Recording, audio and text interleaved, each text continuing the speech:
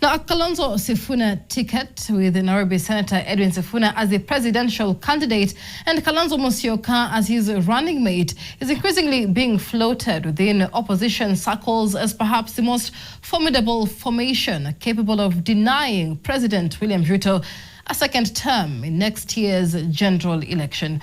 Political analysts have likened the possible pairing to the historic Obama-Biden ticket of the 2008 United States presidential election, a partnership that successfully fused youthful charisma with establishment experience before sweeping to victory by more than 10 million popular votes and a commanding 192 electoral vote margin, ultimately ushering Barack Obama into history as America's first black president. NTV's David Mudoka with that analysis. With less than 2 years to the next general election, the country's political landscape is increasingly crystallizing into what appears to be a two-horse presidential contest. Wale majamaa wanajaribu kushindana na sisi. On one end stands President William Ruto's broad-based political formation, buttressed by the machinery of incumbency. Matusi mingi. On the other is an opposition coalition still undergoing consolidation and yet to formally settle on both its presidential flag bearer and running mate. At the heart of the opposition matrix are seasoned politicians, including former Vice President Kalonzo Musyoka, former Deputy President Rigathi Gachagua, and former Interior Cabinet Secretary Fred Matiang'i. But increasingly, attention is also shifting toward the so-called Linda Mwananchi faction, a youthful combative political wing associated with Edwin Sifuna, Babu Owino and James Orengo, particularly following Sifuna's recent remarks during an interview on Inoro FM. Itakuwa jambo la kuvunja moyo sana ati tuamke 2027 William Ruto amepita na kura 1200 kwa sababu Sifuna alimea pembe akasema yeye pia ako kwa debe, Kalonzo akasema ako kwa debe, DCP wakatoa candidate. Iwapo mtampa William Ruto hiyo nafasi ya kurudi, tutakuwa tumewakosea Wakenya kwa sababu Wakenya kwa kweli wanaumia na Wakenya wametuambia wanataka nchi tofauti.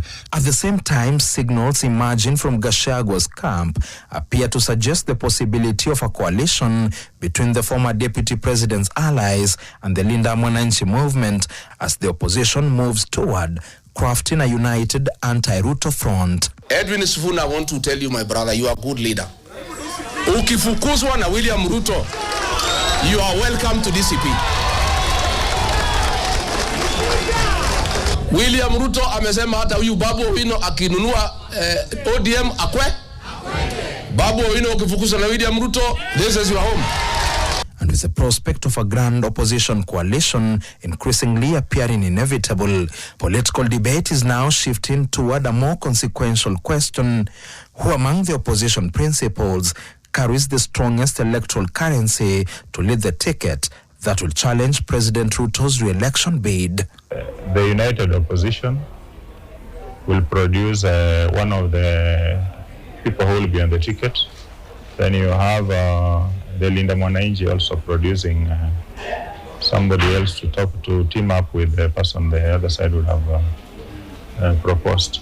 For now, Kalonzo Musyoka remains the establishment face of the united opposition, while Edwin Sifuna increasingly appears to embody the momentum, defiance and youthful energy associated with the Linda Mwananchi movement.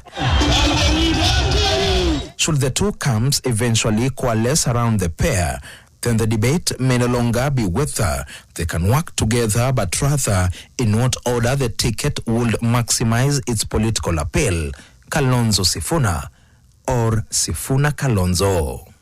Many people have been thinking Kalonzo would be a nice compromise candidate, but you see Sifuna again is coming very strongly.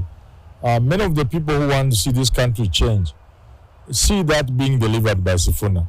So perhaps they'll be very disappointed if you tell them to back a legacy politician like Kalonzo. Create some energy, create some vibe, because people are not feeling him, you know.